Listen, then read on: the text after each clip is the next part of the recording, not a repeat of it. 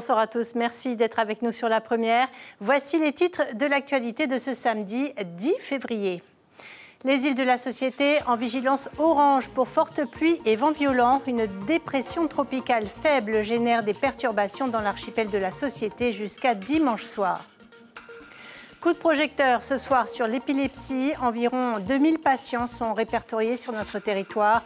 L'antenne polynésienne d'épilepsie France veut changer le regard sur cette maladie neurologique. Le Grand Prix FIFO France Télévisions attribué au film Kaudjere, A Place Where Nobody Enters. Le documentaire explore le quotidien des habitants d'un ghetto de Papouasie-Nouvelle-Guinée.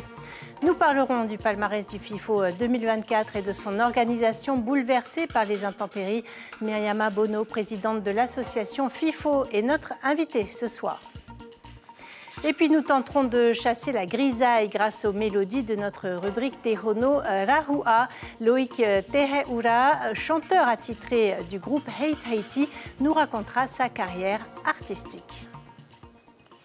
Une dépression tropicale faible circule au sud de l'archipel de la Société et génère dans son sillage un temps très perturbé.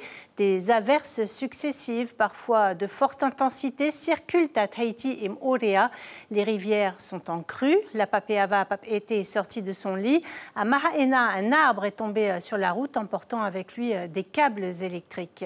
Ce mauvais temps, juste après la dépression Nat, provoque l'inquiétude des habitants de la côte est de Tahiti, notamment la houle. Des enrochements ont été détruits par les vagues. La commune de Hitiaa-Otera a préféré maintenir son plan communal de sauvegarde. Méréini Gamblin et Patrick Tsinsing ont rencontré des riverains. De la houle, comme il en a rarement vu à Papen'o. Ces dernières semaines, Christophe Tuillier, dit Coco, ne dort que sur une oreille. Vendredi soir, une partie de sa propriété a été détruite, pourvu que les vagues n'endommagent pas sa maison. Il y avait une grosse vague qui arrivait hier, on m'a appelé, j'étais au travail. Le cas, ils m'ont cassé mon forêt où je faisais mes pénaux et mon forêt à Hima. Là où on se trouve, il n'y a plus pour les enrochements. Je suis parti voir le maire. Comment faire Eh bien, la réponse, ils ne peuvent plus enrocher. Des enrochements démolis, des inondations et des rivières en crue, tout va de pair. La météo l'avait prédit, vigilance orange pour la pluie et le vent sur tout l'archipel de la Société. La commune de Hitiaa-Otera et ses 10 000 habitants répartis à Papen'o, Tiarei, Mahaena et Hitia maintient ces restrictions. La cellule de crise a été libérée, mais nous sommes toujours en veille. Les travailleurs sont chez eux, mais bon, ils peuvent être appelés à tout moment s'il y a quelque chose. On a gardé notre arrêté d'interdiction d'entrer dans les vallées et de baignade. Vous le voyez derrière moi, les banderoles de sécurité ont été apposées. Le tour du souffleur est fermé depuis mercredi dernier déjà, mais on a vu des visiteurs, on a vu des surfeurs s'aventurer dans cette houle malgré les restrictions. Ce bodyboarder n'a pas pu résister à l'appel des vagues malgré le danger. Il le voit plutôt comme l'opportunité de s'entraîner. Si tu t'entraînes sur des bonnes conditions, tu ne vas jamais t'améliorer en fait. Après, vous savez, on peut pas nous les Tahitiens, on ne peut pas nous dire de ne pas aller dans la mer, c'est dur pour nous. Prudence, de forts cumuls de pluie sont encore attendus jusqu'à dimanche soir. Cet après-midi, la houle déchaînée a contraint les navettes à arrêter leur rotation entre Tahiti et Moorea. L'archipel de la Société est placé en vigilance orange pour vents violents et fortes pluies. De fortes précipitations sont attendues tout le week-end. En pleine saison cyclonique, Météo France observe bien évidemment le phénomène de très près. Rahei Nadjarian et Mirko Vanfo ont recueilli les précisions du prévisionniste Guillaume Boin. Alors aujourd'hui, on a une dépression tropicale faible, TD09, qui circule au sud de l'archipel de la Société. Il n'y a pas ce soir de menace cyclonique sur le territoire de la Polynésie française. En revanche, associé à cette dépression tropicale faible, on a un temps qui est très dégradé sur l'archipel de la Société. Donc depuis hier vendredi, on est en vigilance orange pour les fortes pluies sur les 3 zones, Île du Vent, Île sous le Vent et Maupelia. On a eu de fortes précipitations au cours de cette journée de samedi. On a eu des cumuls par endroits qui ont dépassé les 100 litres d'eau par mètre carré. Mais ce qu'on peut noter, c'est l'intensité de ces pluies, avec parfois 20 à 30 litres d'eau par mètre carré en 15 à 20 minutes. Donc c'est très important et c'est ce qui explique qu'il puisse y avoir très rapidement, si ça dure comme ça pendant 1 heure ou 2, des débordements de cours d'eau, des inondations. Et ces conditions très dégradées, ce risque-là, va se poursuivre la nuit prochaine et au moins jusqu'à dimanche soir. Tout au long de la journée, les services de secours se sont mobilisés pour dégager les routes et venir en aide aux familles sinistrées. Et à une famille dont la maison a été inondée a dû se réfugier à la salle Manouiti. On retrouve sur place Pélénie Gamblin et Patrick Sinsing. Une famille de 5 personnes a été évacuée ici aux alentours de 15 h, ici à l'espace culturel Manouiti de Paea, où un événement devait avoir lieu ce soir, mais la commune a décidé de l'annuler pour pouvoir accueillir éventuellement des familles en cas de sinistre au vu des conditions météo qui se sont dégradées. Cette famille de 5 personnes va passer la nuit ici à la salle culturelle de Manouiti parce que sa maison a été totalement inondée cet après-midi. 3 agents vont rester ici pour veiller sur les familles et en accueillir de nouvelles en cas de nouveaux sinistres. Voilà ce que l'on peut dire ce soir sur les intempéries. Autre information d'importance, la recrudescence des cas de dengue.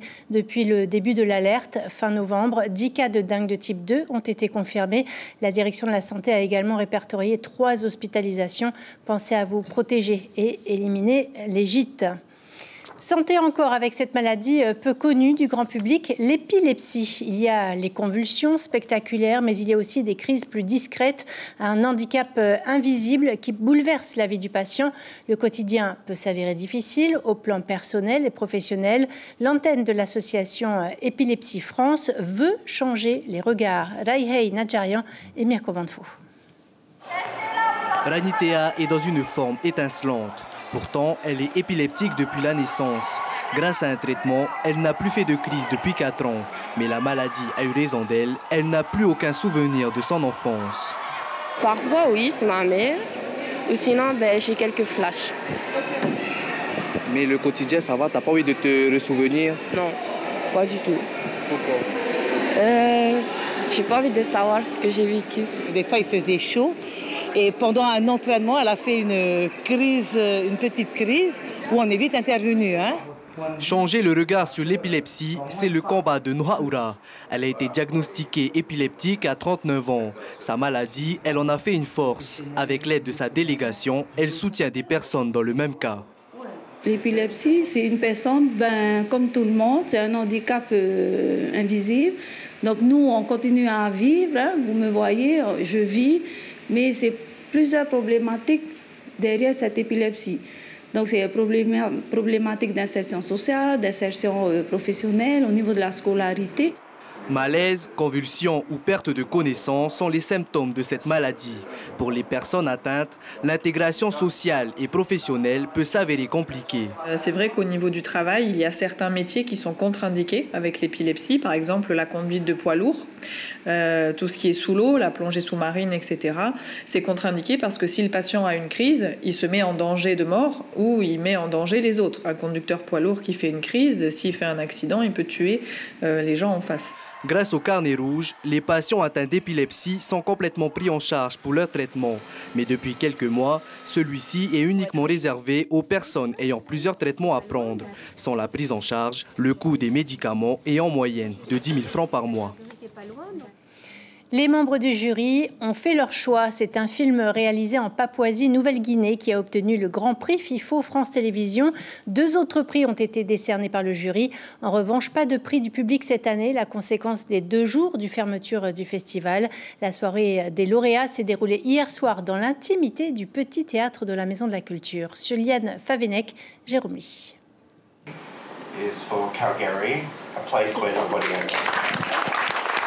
Un torrent d'applaudissements, des émotions palpables. Calgary, A Place Where Nobody Enters de Stéphane Dupont a remporté le Grand Prix du FIFO 2024. Une reconnaissance pour un film dur mais nécessaire. Il raconte l'histoire d'une communauté où crimes et violences font partie du quotidien. I've grown up to see my 2 big brothers, stealing, robbing. I can't be a criminal, I can't follow them. Il raconte l'histoire d'un homme qui a réussi à transformer des esprits criminels en héros du sport. Son réalisateur a mis toute son âme pour capter cette réalité douloureuse. Tout ce que je voulais faire, c'était passer du temps. être vraiment quelqu'un d'honnête, une voix honnête. Et ils m'ont tout donné. Et ils m'ont permis de rentrer chez eux, dans leur monde. Pourquoi le film, un film très... Il y a beaucoup d'intimité, c'est choquant et c'est gai à la fois. C'est le prix de la famille Murray, c'est pas vraiment mon prix à moi. Et j'ai toujours dit que c'était leur film. J'aurais jamais pu faire ce film sans leur collaboration. Belle surprise de cette soirée des lauréats, le prix spécial du jury décerné au seul film polynésien en compétition, William Albert Robinson, La dernière traversée. Entre archives et reconstitution, il revient sur le parcours d'un navigateur exceptionnel et d'un père qui a combattu la filariose en Polynésie. Robbie hésite, mais il rend visite à ses voisins, les interroge sur leur souffrance, prend des dizaines de photos qui le choquent et le bouleversent. J'ai découvert William Robinson à travers les archives, à travers ses écrits, à travers les témoignages de ses filles. Et en fait, ça a été le début d'une longue plongée dans ce monde intime en fait, de la famille Robinson. Ça fait un long moment que je voulais faire ce film et donc c'est un accomplissement. C'est un hommage à mon père, tout à fait. Donc je suis vraiment heureuse de l'avoir fait. When the Indonesian military attacked, Greg and the others sought refuge in this house. We've just been told that the bodies were killed here. No, were brought through here. Circle of Silence a lui aussi été consacré en recevant le deuxième prix spécial du jury. Un documentaire poignant sur un drame humain dans un pays si peu couvert et reconnu, les Timor-Leste. 3 prix pour les 10 films en compétition. Les départager n'a pas été une mince affaire pour le jury. On a travaillé très dur, on a beaucoup réfléchi pour déterminer les gagnants. On a beaucoup délibéré, je pense que c'est une sélection fantastique. Your stories matter. So does everyone else that pitched their story as well. I want to thank you so much. Pitch, court-métrage, fiction et documentaire. 3 autres prix ont été décernés lors de cette soirée qui consacre une 21e édition du FIFO particulière, mais dont on retiendra une chose, le documentaire océanien a encore de beaux jours devant lui. Et les dates du prochain FIFO sont déjà connues. La 22e édition se tiendra du 31 janvier au 10 février 2025. Bonsoir Myriama Bono, bienvenue. Vous présidez l'association du FIFO. Alors cette année, le jury était 100% océanien. Les films sélectionnés ont montré la violence dans certaines sociétés océaniennes, leur isolement, leur combat pour exister, subsister. Ça, c'est vraiment l'ADN du FIFO. Ah oui, on a cette année vraiment une sélection qui est vraiment très très FIFO, et on l'a dit avec à la fois la Papouasie-Nouvelle-Guinée, mais également par exemple le Timor-Leste dont on parle assez peu. Donc je pense que c'est aussi ce que le jury a voulu mettre en avant, et évidemment un jury complètement océanien va avoir une sensibilité, j'allais dire, qui va être différente. Donc voilà, une sélection vraiment à l'image de ce que le festival porte. Je vous propose de voir un extrait, c'est un petit plaisir. Kaudjele, A Place Where Nobody Enters. My name is Albert Murray, and I am the head coach for Calgary Bulldogs. About 25 to 26 years now.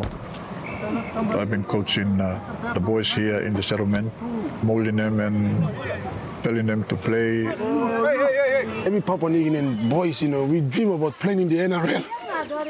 Because you grow up playing rugby league and you watch it on the telly and it really motivates you. I want to play in the NRL. That was my dream. Myriama Bono, l'humanité, c'est ce qui fait un bon documentaire? Oui, et puis je pense aussi que le jury a voulu mettre en avant le travail extraordinaire qu'a fait le réalisateur, parce que comme il l'a dit hier soir, il est rentré dans l'intimité parfois violente et difficile de ces populations. En plus, le film est vraiment avec une lumière magnifique, il y a des images d'une très grande beauté qui contrastent d'ailleurs avec la violence de la société. Donc je pense qu'il y a aussi tout ce travail des réalisateurs qui s'investissent physiquement, personnellement, pour faire ces trop beaux documentaires qui a été récompensé. Oui. Alors c'est vraiment une édition particulière cette année, avec cette dépression qui a perturbé le festival. Le légendaire prix du public n'a pas été décerné. Est-ce que le manque à gagner, l'absence de public, a des conséquences aussi sur les finances du festival ? Alors c'est sûr qu'on a fait forcément moins d'entrées, hein, ça va avoir des conséquences, mais pour nous c'est pas ce qui prime. C'est vrai que par exemple l'absence des scolaires, qui est vraiment un public qui est privilégié pour nous a chagriné, mais on va pouvoir s'adapter puisqu'en fait on a déjà décidé de réorienter les prochains mois pour pouvoir organiser avec les enseignants et les établissements des hors-les-murs spécifiques, puisque bon voilà, ça fait vraiment partie des missions importantes du FIFO. Et puis de la même façon, on a aussi été perturbé par des problèmes numériques puisqu'il y a eu la rupture du câble. Et donc nous avons aussi décidé d'étendre le FIFO numérique cette année, qui devait s'arrêter le 19. Et donc tous ceux qui ont pris des abonnements pourront regarder les films jusqu'au 26 février. Ça c'est une bonne nouvelle. Alors l'un des prix du jury a été attribué à l'unique film polynésien en compétition, William Robinson, La dernière traversée. On en a parlé dans le reportage. Ça va dans le bon sens avec les premières assises de l'audiovisuel qui veut promouvoir la production locale? Oui, tout à fait. C'est un très bon signe, hein. On le dit, on le maintient au sein du FIFO. Les productions polynésiennes n'ont pas du tout à rougir, au contraire, hein, face à des grosses productions australiennes, par exemple. Alors, c'est sûr qu'on voudrait avoir plus de films en compétition. Pour ça, il faut qu'il y ait un écosystème de l'audiovisuel solide. On était aussi très heureux de pouvoir accueillir en marge du FIFO ces premières assises, enfin, ces premières journées d'assises. Et paradoxalement, même si on a eu peu de public, par contre, les discussions professionnelles pendant toute cette semaine ont été vraiment très importantes. Je pense que ça a fondé les 10 prochaines années, hein, de l'audiovisuel et du FIFO. On a eu énormément de festivaliers qui sont venus, des discussions très intéressantes, beaucoup de projets qui se mettent en place. Concrètement, un projet par exemple? Eh ben, par exemple, on a présenté, il y a 7 films qui ont été pitchés, présentés pendant le FIFO, et on sait déjà que 3 de ces films ont trouvé soit des diffuseurs, soit des télévisions qui sont intéressés. Donc, c'est 3 documentaires qui vont naître bientôt. Également, beaucoup de projets de hors les murs, donc pour continuer à faire rayonner notre festival dans la région, et ça, c'est très important pour la visibilité audiovisuelle de notre pays. Donc, voilà, on continue notre mission, et ce FIFO a été vraiment d'une très, très bonne tenue. Merci beaucoup Myriam Abono d'avoir accepté de faire le bilan de ce 21e FIFO. Rendez-vous donc l'année prochaine. Et en marge du mauvais temps, la vie suit son cours dans les archipels. Tournois sportifs, événements culturels. James O nous propose un tour d'horizon des Tuamotu aux Marquises grâce aux images de nos correspondants. Une application made in Whenua pour lutter contre la sédentarité. Ito Ito a été lancé en mai 2023. Objectif, promouvoir l'activité physique telle que la marche, la course ou le vélo. À Makemo, c'est toute la population qui est mobilisée depuis le mois de septembre. On a commencé de faire un challenge tous les fins du mois, de faire une marche sur 10 km, des journées à terme. On a fait la marche pour le concert. Et ce qui m'a donné envie de faire Ito Ito, en fait, c'est parce que déjà j'aime bien le sport. Et puis j'ai trouvé le concept bien parce qu'on n'est pas tout seul, on peut être poussé avec plusieurs personnes, les meilleurs amis, la famille et tout ça, donc ça te donne un coup de peps. Sur l'atoll de Hao, la 2e édition du Summer Tournament Volleyball s'est déroulée la semaine dernière. Équipe mixte avec au moins un jeune du collège ou de la MFR dans chaque équipe. L'année dernière, en fait, on avait proposé un challenge où on avait 2 activités, le futsal et le volley. Ça a été un petit peu compliqué au niveau de l'organisation et du temps de pratique des joueurs. Donc, pour plus de confort, cette année, on a fait un premier tournoi de futsal au début de l'année. Et là, on a proposé un tournoi de volley. Donc, mercredi, on a fait les matchs de poule. Et puis, aujourd'hui, on fait les matchs de sortie de poule avec un tableau principal et un tableau consolante pour avoir un maximum de matchs pour tout le monde. Direction les Marquises, où l'athlétisme est à l'honneur à Nukuhiva, Uapo et Hivaoa. Saut en longueur, saut d'obstacle ou encore lancer du javelot, des ateliers ludiques proposés par l'UCEP, l'Union sportive de l'enseignement du premier degré. Mon séjour a été planifié depuis le mois de juin dernier et tous les élèves ont vu dans le calendrier prévisionnel de l'UCEP qu'ils bénéficieraient cette semaine du Kids Athlétique. Et donc, c'est une activité qu'ils attendent avec impatience et ils ont vraiment hâte de découvrir les différents ateliers que l'on va leur proposer. Et enfin, toujours aux Marquises, la direction de l'enseignement catholique célébrait les 60 ans de l'école et du collège Sainte-Anne de Hivaoa au programme spectacle de chants et danses, sans oublier un Ahima'a.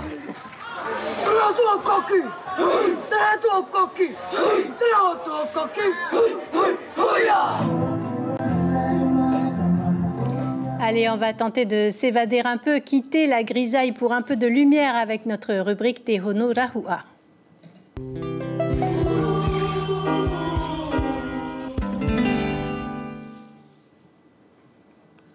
Tiare teito riman Fa'ano ano ai to ai am E ho tu teito awam Ha'amba ia oe E ya haraya mo e hiam Te aupuru te whahere here E mai mo a tato hui tupuna I tutuna oe E mai mo a tato hui tupuna I tutuna oe. Et bonsoir Loïc Teheura, merci d'être là, merci de vous être déplacé malgré les intempéries. Bienvenue aussi à vous Stéphane Tematawa. Loïc, vous êtes leader des choristes de la troupe Hey Tahiti. Vous avez remporté de nombreux prix au Heiva. L'année dernière, vous avez tout raflé au Hula Tapairu. Qu'est-ce qui fait le secret d'une bonne chorale? D'abord, c'est de vouloir chanter. Voilà, quand on aime chanter, on veut chanter, on a l'amour du chant, pas seulement dans le son. Voilà, c'est ça qui fait que... Dans le cœur aussi. Dans le cœur aussi. Comment ça s'organise? Il y a plusieurs voix, plusieurs rythmes à coordonner. Comment est-ce qu'on organise une chorale pour le Heiva? On sélectionne des choristes qui veulent bien faire partie du groupe quand c'est pour un concours de Heiva ou pour le Hula Tapairu. L'année dernière, Hey Tahiti a eu 3 formations, si je ne me trompe pas. Donc, nous avons recruté beaucoup de choristes pour compléter les 3 formations. Et voilà, donc on recrute et puis voilà, on se prépare pour les concours. Alors, vous vous êtes formé à l'église Sanito, mais ce qui a été décisif, c'est le concours à la découverte d'une étoile organisé par Gabilou. C'est un beau souvenir? Oui, bien sûr. Bien sûr, j'ai évolué dans mon église Sanito, qu'on appelle aujourd'hui la communauté du Christ. Et pendant toute mon enfance, j'ai rêvé de devenir un artiste chanteur. Et ensuite, en 90, j'ai fait le concours de la découverte d'une étoile organisé par... Ensuite, vous avez été chez Tahiti. Et puis, Hey Tahiti, c'est devenu toute votre vie, Hey Tahiti? Tout à fait. On adresse d'ailleurs nos sincères condoléances à Tahiti, trompette des Erviling, oui, qui vient de perdre donc son mari. Merci beaucoup Loïc Teheura d'avoir accepté d'être avec nous ce soir. On va vous entendre dans un instant. Je vous rappelle tout d'abord l'information principale de ce journal. Une dépression tropicale faible génère au moins jusqu'à dimanche soir de fortes pluies et des vents dans l'archipel de la Société. Une dépression tropicale faible numéroté TD09F circule au sud de l'archipel de la Société et génère dans son sillage un temps très perturbé. L'ensemble de l'archipel est placé en vigilance orange pour le risque de fortes pluies et donc de vents forts. Voilà pour les informations de ce samedi. Demain matin, ne manquez pas vos premiers journaux en radio dès 6h30 pour un nouveau point sur la situation météo. On se quitte en musique avec Loïc Teheura et Stéphane Tematawa. Très belle soirée sur la première.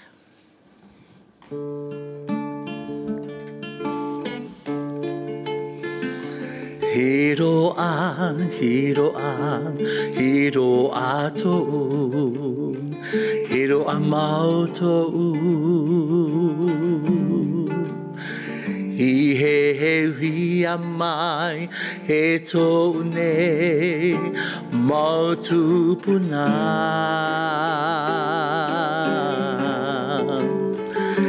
Hiro ato. Hiro ato.